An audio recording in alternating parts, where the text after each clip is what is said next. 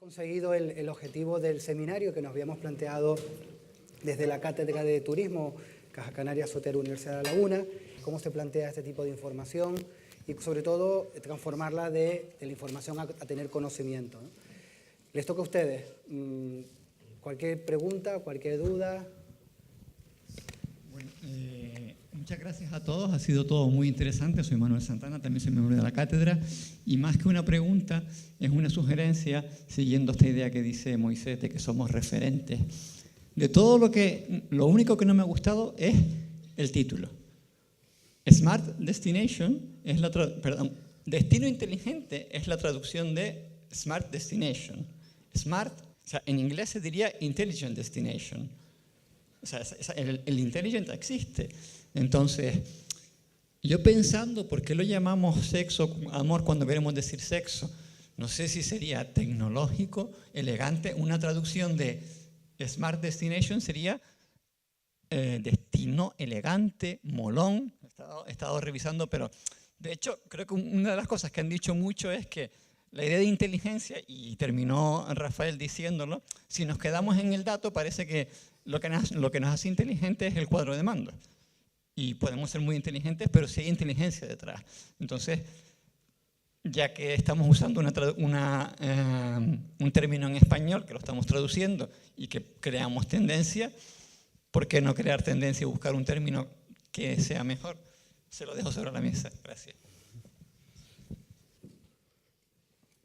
¿Josep?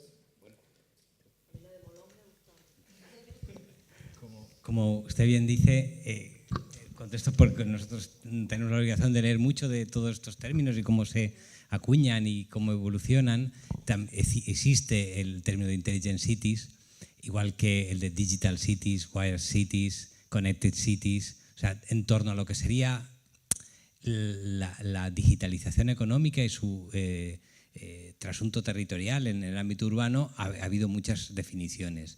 Incluso, pero la que más éxito ha cosechado es la de Smart City, Smart Destination, y por eso, como convencionaron que la traducción de elegante sería, por ejemplo, Smart Customer, lo vemos más como la vertiente elegante de la inteligencia, pero esta es la que ha hecho fortuna. Incluso algunas ciudades empiezan a desmarcarse del Smart City y hay un movimiento todavía muy tímido de las Wise City, de las ciudades sabias, ¿no?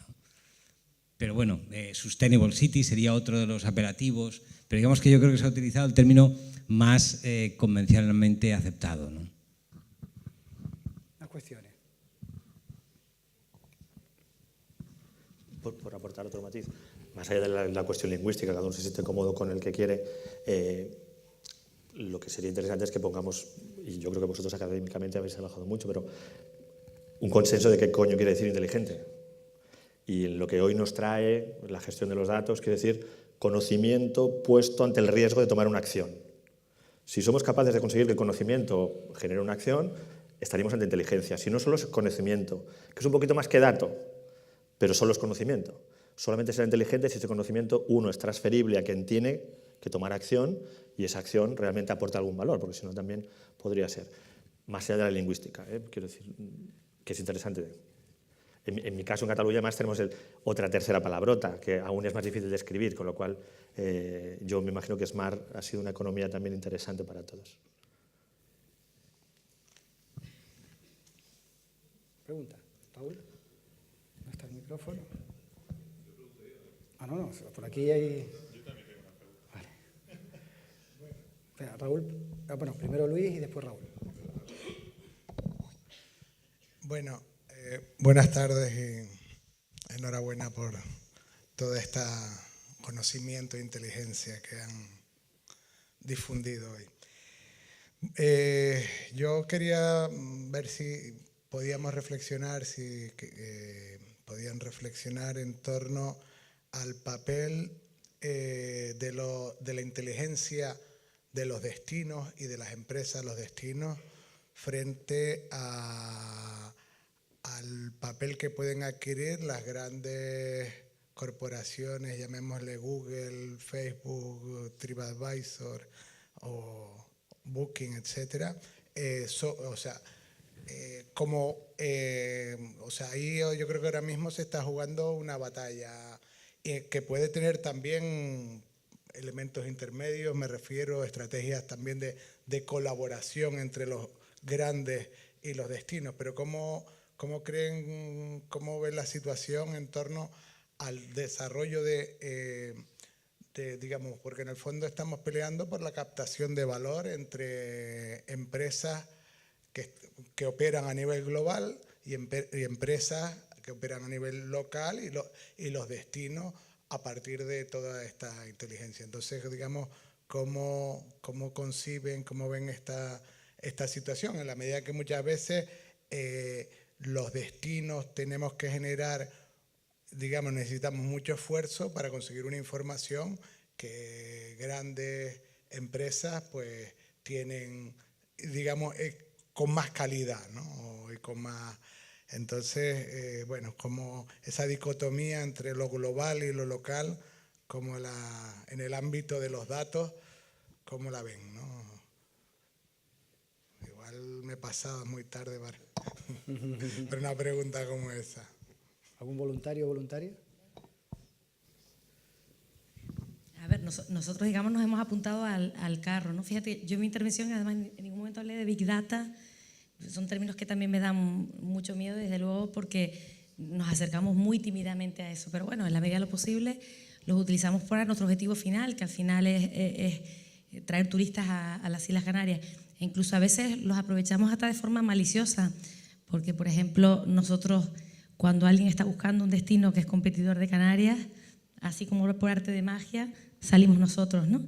Bueno, pues todas esas cosas es lo que te permite la tecnología, lo que te permite esa evolución, pero sí da miedo el rastro que nosotros dejamos en Internet, que para nosotros ahora mismo es una fuente para realizar nuestras acciones, pero yo creo que hay que estar muy atentos al futuro, y ahora mismo lo estamos aprovechando, pero no sabemos hasta dónde puede llegar. No sé si con eso te aporto. Alejandro. Yo creo que estamos viviendo todos en primera persona, y todos y cada uno de nosotros, lo que es el progreso. En este caso del turismo y de los destinos, empresas que puedan estar muy extendidas y que son muy utilizadas, pues a veces por ignorancia o a veces, yo quiero pensar que por desconocimiento, pues se le puede tachar de enemigo. Pero es innegable todos los avances y todas las ventajas que están trayendo. Véase de todos los resultados de los estudios que hoy se nos han expuesto, pues la cantidad de tomas de decisiones efectivas que se pueden sacar.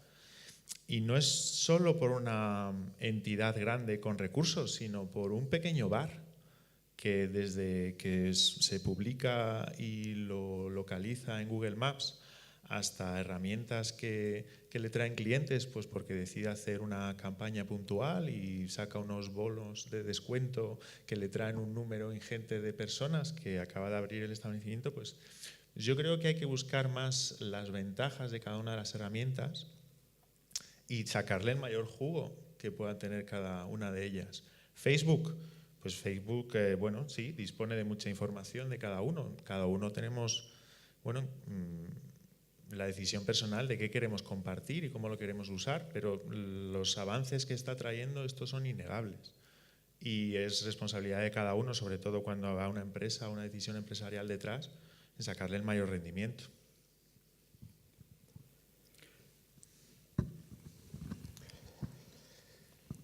Creo que desde ISTAC hablabas de democratizar los datos, ¿no? Hay instituciones que hablan de la soberanía de los datos. Y ya están diciendo, oye, en los pliegos del contrato, al proveedor de telefonía móvil o al proveedor de banca, dados que los datos son soberanos de los usuarios, le vamos a poner una cláusula en la que no tendré que pagar el dataset a 50.000, 60.000 euros el paquetito, sino que estará en el contrato, en ese concepto de soberanía de datos, ¿no? Porque ¿de quién son los datos? Del usuario. Pongo un ejemplo y enlaza con el micro, porque es que esto no va de grandes. No sé si aquí muchos de vosotros tenéis el TPV del Banco Sabadell, por ejemplo, ¿no? El Banco Sabadell tiene una capa que se llama Kelvin Data, que le permite al zapatero abrir su TPV y ver el ticket medio de las zapaterías de su barrio. Preguntarle a vuestros comerciantes cuántos están utilizando esa capa que es gratuita que le está dando su banco como valor añadido por tener el TPV de ese banco. Yo creo que es un concepto interesante y veremos cómo evoluciona, pero el de soberanía de datos vinculado a los grandes proveedores está encima de la mesa y basta que alguien dé el golpe y sirva de ejemplo para el resto. Porque un proceso que hemos visto estos años y es muy simpático, ¿no? Desde el sector turístico hemos educado a la banca y a las telefonías a monetizar unos datos que eran un subproducto que estaban allí olvidados en unos servidores, y les hemos enseñado desde el sector turístico con pilotos como los DTIs a cómo podían monetizarlo. Y a partir de ese momento, la siguiente vez que les hemos saludado, nos han dicho, bueno, pues después del piloto ahora cuestan tanto, ¿no? Bueno, pues quizás uno de los debates es el de esa soberanía de datos, ¿eh? Ya incluso se nos escapa la gestión turística, vamos a cuestiones más superiores, ¿no? Creo que este es un ejemplo interesante. Perdón. No. Otros ejemplos que también son habituales o que se pueden ver en algunas ciudades inteligentes es que cualquier tipo de compra de hardware o de software de una administración local pase un informe previo de alineamiento con la ciudad inteligente. Es decir, que no cada departamento, que no cada ente público o autónomo de un ayuntamiento compre cualquier solución sin ver si está incardinada dentro de lo que sería la estrategia global. Son pequeñas medidas que pueden permitirnos mejorar. O otro capítulo, la compra pública innovadora, algo a lo que administraciones pueden acceder y que pueden también generar innovación en estos ámbitos, ¿no? Pero bueno, yo, aun a pesar de pecar de teórico, pero no puedo soslayar mi condición de teórico también, es que al final un destino inteligente es un destino que aprende.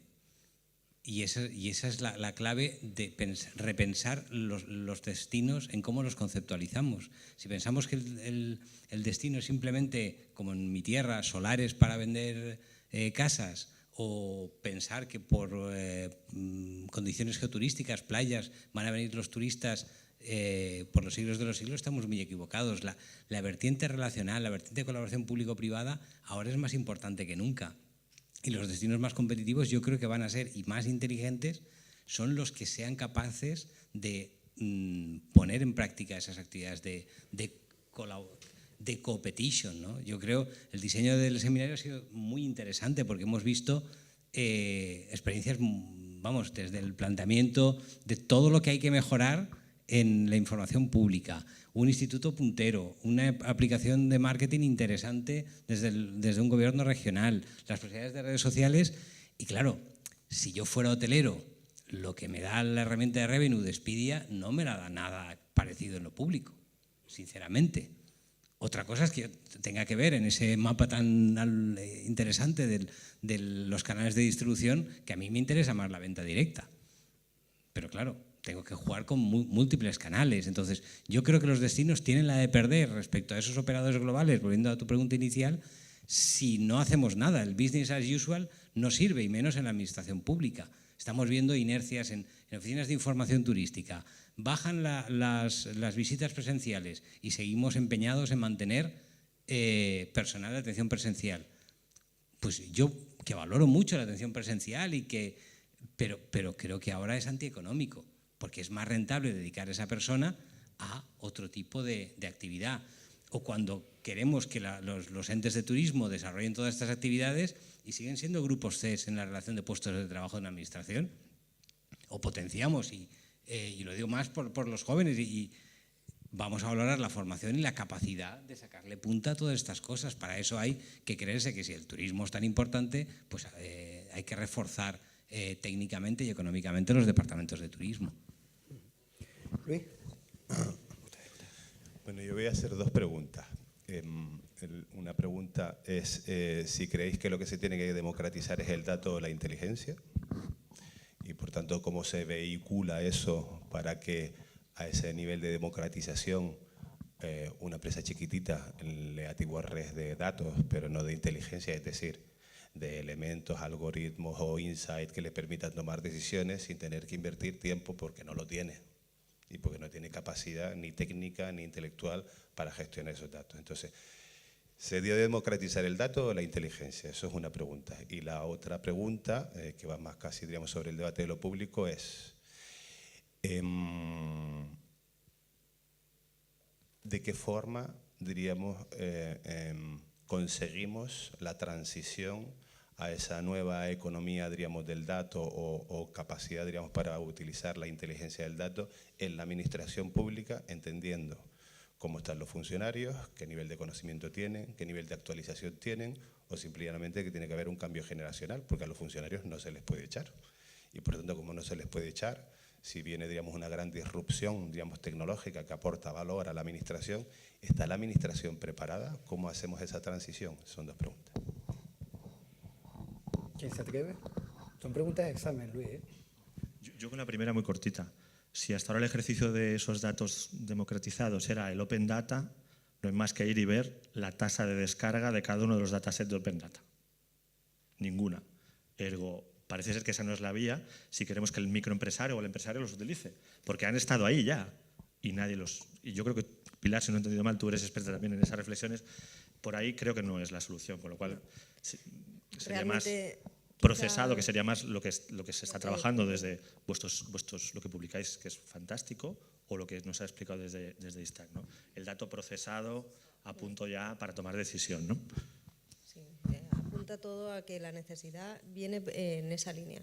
No tanto que te descargues el dato en bruto, sino que te lo den masticado. La gente no tiene todavía inteligencia de datos, es decir, no sabe transformar esos datos en información válida ni en conocimiento. Entonces, faltaría también, estando también en un ámbito un poco académico, más estudios que tengan que ver con este tipo de análisis de datos y de conocimiento, porque todavía nos queda muy grande. Entonces hay que trabajar mucho en esa línea. Y yo creo, Jenny lo confirmará mejor, y en el sentido de la administración pública hay una parte que es importante y que he explicado desde el principio, y por eso quería contarlo así, el encorsetamiento al que está sujeto toda la estadística pública, con unos organismos internacionales que marcan unas normas, unas legislaciones europeas, y al final esto encorseta tanto el dato y la capacidad que tienen las administraciones para salirse, que es difícil. Además de todo eso, es verdad que el reemplazo generacional es importante, porque quizás si el INE tuviera un doblete como Alberto Llenis, las cosas serían distintas. Entonces, de nuevo, la inteligencia la aportan las personas, sea en el contexto que sea, y por muy sucinto que estemos a normativas. Ahí está esa verdadera inteligencia. ¿Se conecta solo? Sí. Es inteligente. Es inteligente.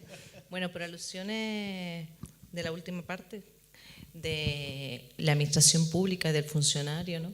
Si tú ves la estructura orgánica, que no sé si hay alguien más aquí, está basada en cuerpo administrativo, la mayoría.